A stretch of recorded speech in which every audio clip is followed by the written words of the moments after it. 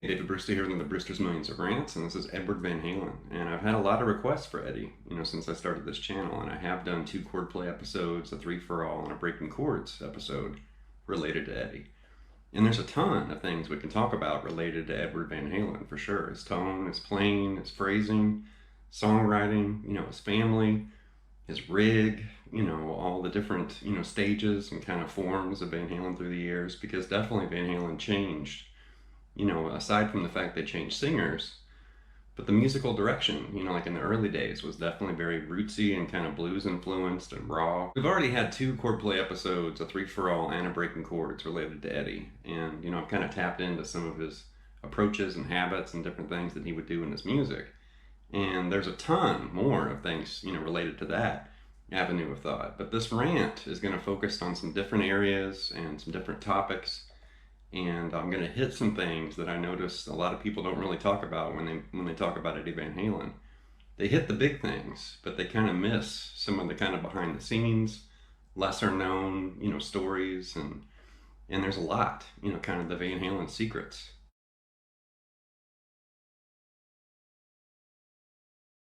As far as Van Halen secrets are concerned, I highly recommend the Noel book, Runnin with the Devil. And I read that last year, actually, and I was blown away. I thought, yes, this is exactly what I've been looking for. He goes through, the successes and the touring and everything, like the good things. But then there's a lot of dirt in there, too. And they're talking about the money and the women and the partying and all this wild antics, late 70s and through the 80s.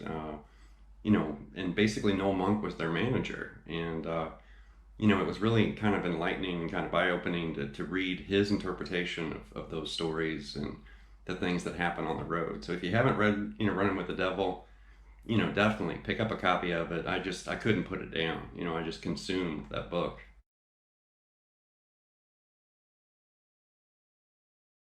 Let's be honest here, and I know this is true for myself, and I'm sure for a lot of people watching this video too, but Eddie Van Halen's the entire reason I'm sitting here holding a guitar in my lap. Now there's a chance that I may have noticed the guitar and picked it up and been inspired by someone else, if Van Halen never existed. But he really is just the defining moment. One minute I'm playing Little League and collecting baseball cards. The next minute I'm watching MTV and I'm watching him swing around in the Panama video. I thought he looked like Superman, and I begged my parents for a guitar and begged for lessons, and then I got started. And believe me, as soon as I noticed him, I just became obsessed. My bedroom walls as a kid, were just plastered with Van Halen posters. And, one of my first guitars, it was a Kramer Striker, and I took black electrical tape. It was a white guitar, but I remember taking the tape and making stripes, because I didn't have a way to paint it. And I was so just obsessed and just hopelessly obsessed.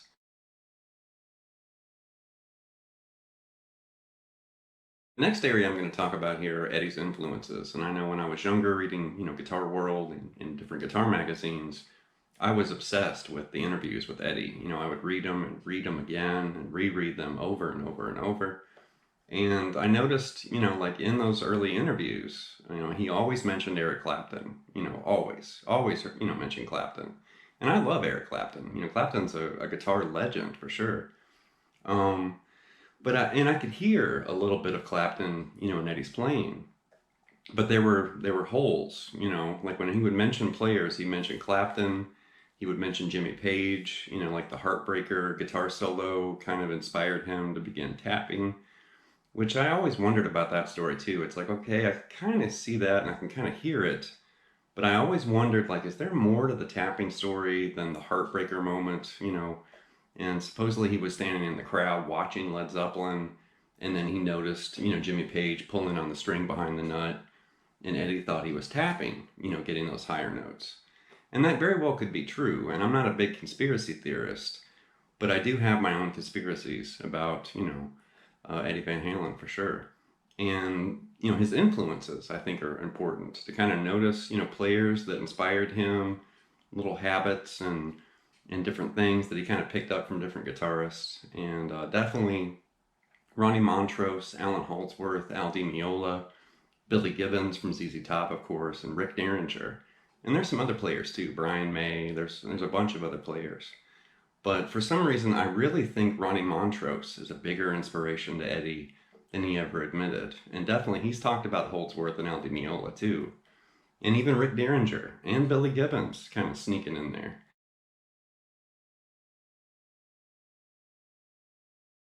Aside from Eddie's secret influences, which those are pretty well known. I mean, I'm not the first person that's ever talked about Ronnie Montrose and Rick Derringer and Billy Gibbons, in discussion about Van Halen. But there is one player that I think is kind of overlooked. A lot of people don't even know his name. And I've noticed, like on, social media and YouTube, like, video clips and different footage of him playing pops up. And it's an Italian guitarist, Vittorio Camadarese, I think is pronounced. I'm not really sure how to pronounce his name. Vittorio Camadarese, something like that. But he was a guitarist and I believe also a physician in Italy. And, he was actually, working on two-handed tapping on a nylon string guitar, back in the 60s.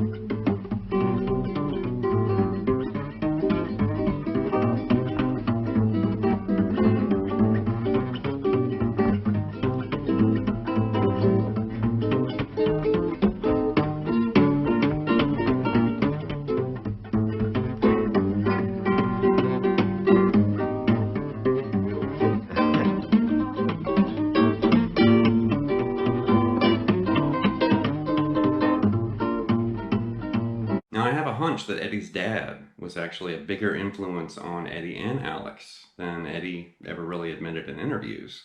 And you have to remember that, Jan Van Halen was kind of a respected, jazz musician, played clarinet. He appears on Big Bad Bill Sweet William Now, on the Diver Down album. But you have to think that's their father, all right? And really, the stories about Jan Van Halen are few and far between. I know he was very busy and he performed a lot. He wasn't really around, consistently because he was traveling and working and touring and doing things as a musician. But I guarantee he was an influence on his kids.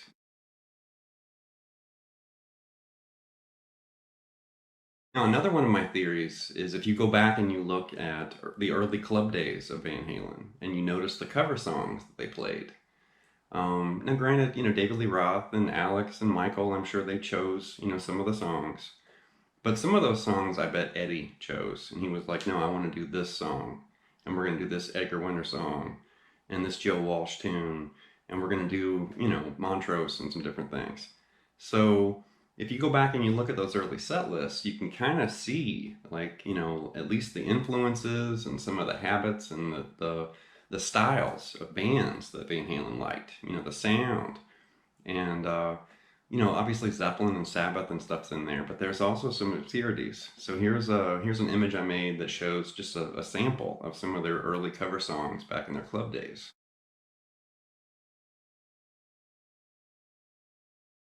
Eddie's tone, this is a big one, the Brown sound. Everybody talks about Eddie's sound, especially the early days, those first couple albums from Van Halen 1 to around 1984, Diver Down, somewhere around there. I mean, that's kind of the heyday of Eddie's tone. And he had great sounds and great tones, with Sammy and even with Gary too later on. And then when David came back in the band, he kind of, beefed up his tone, on a different kind of truth too. But, way back in the day, he had a secret weapon. And, basically if you're interested in mimicking early Van Halen, you have to have one of these somewhere in your rig or in your box of tools or toys or whatever. You've got to have an MXR phaser. Now, to give you a taste of what this pedal actually did or does and what it can do for your tone, Eddie basically used the pedal as a buffer. He didn't really use it as a phaser, right? And typically he would set it at 9 o'clock, which basically means you're just barely turning it up. I think I read somewhere that some of his friends, that he was growing up with, somebody had one that was really into Robin Trower. And you can definitely get some Trower tones and David Gilmour, and there's a whole bunch of stuff you can emulate with that pedal. But, the Trower fans were turning the phaser up. Like they were turning it up to like around 11 o'clock or maybe even 12 o'clock. But Eddie kept his low, like around 9 o'clock. And I actually set mine even lower than that because I don't really like having the big modulated sweep through there. I like to just kind of have a consistent kind of phasey haze. All right, with the pedal turned off, it sounds like this.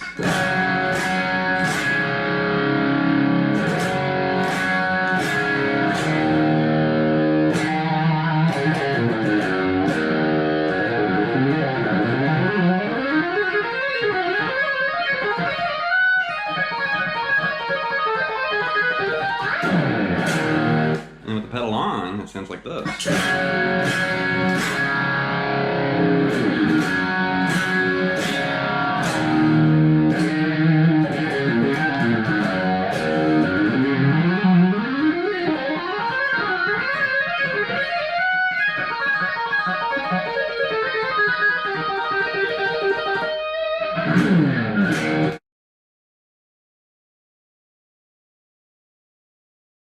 Interesting thing that Eddie sometimes did with his pedals is, some people when they hook up a pedal, they'll turn it on and they'll leave it on. Like they'll leave it on for a whole song, right?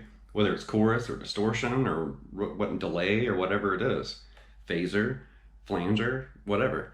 But with Eddie, he would occasionally, hit a certain thing on his guitar and then he would turn the effect on and then immediately turn it off. And a great example, of course, is Ain't Talkin Bout Love. Like the little 4-note motif that happens like this. On that part right there, that's when he would turn the phaser on.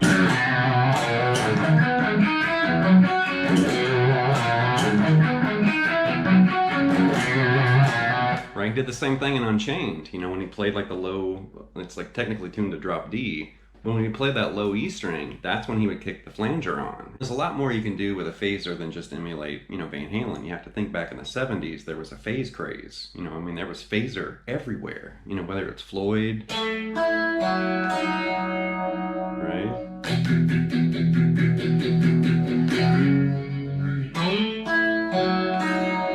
You could hear those sounds everywhere. And one of the most inspiring things about Eddie's style and his approach to music that definitely has been a huge influence on me is just his approach with like this sense of reckless abandon, almost like a child, like a kid taking a radio apart just to see how it works, or disassembling something and then putting it back together. Because definitely Eddie, it's obvious he was a tinkerer, almost like an extension of someone like Les Paul, where he was, kind of deconstructing his guitars and customizing them and painting them and doing all this stuff. And the same thing with equipment too. If you look at his rig, especially the early days, it looked like his rig was on the verge of catching on fire, had all these cables and all this stuff, kind of hooked up to it. It was like some Frankenstein, like science, experiment or something. But there's something about that magical, just the combination of the pieces of gear, modified it, and tweaked and everything and kind of upgraded. And then he hooked all that together and he had this magical tone. And definitely I love the story about, when they met Ted Nugent. I guess they were performing or touring together or something. And Ted, of course, the Motor City Madman, with the giant mouth.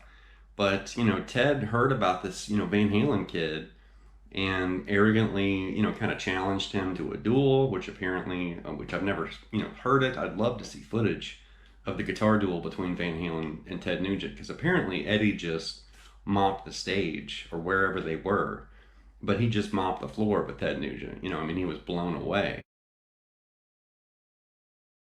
And so for an example of this reckless abandon, look at the solo from On Fire, from the first album. And there's this scale run that's been talked about and discussed for a very long time.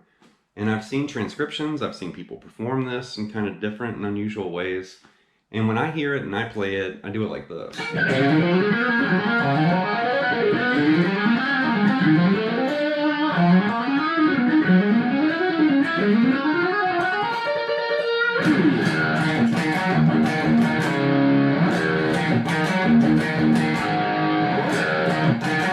Right? But there's something happening, when he plays through that line.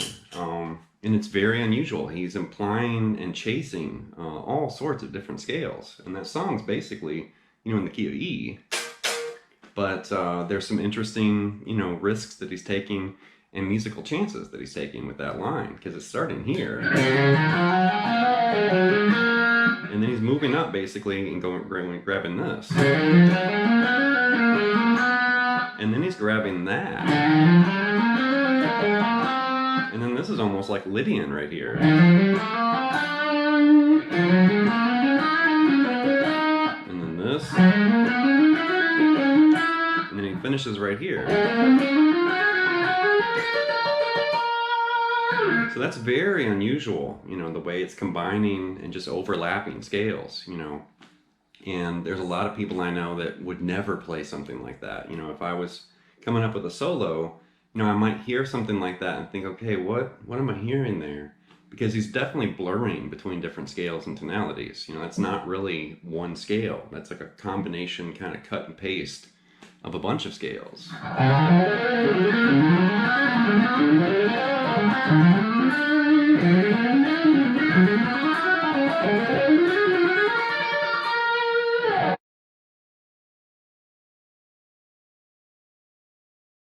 I think it's Eddie's kind of just no fear kind of attitude about the guitar or equipment or music or composition or whatever it is he's doing. He just dives in and just goes for it.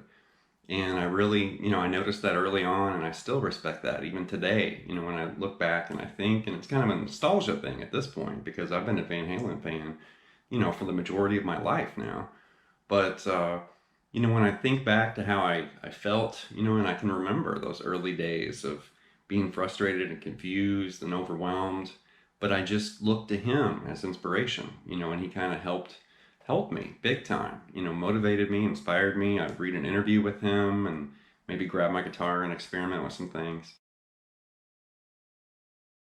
All right, that's going to wrap this episode of Brewster's Millions of Rants, and I just wanted to talk about Eddie. I've had more requests for Eddie. I've been listening to some Van Halen. I kind of busted out the Phase 95 and started playing with that the other day, and I was like, yeah, let's do a Van Halen thing and talk about, some of the early days and just really get in there and kind of discuss, his career and his playing, his tone, and just the legacy of one of the most important guitarists to ever pick up the instrument, and that's Edward Van Halen.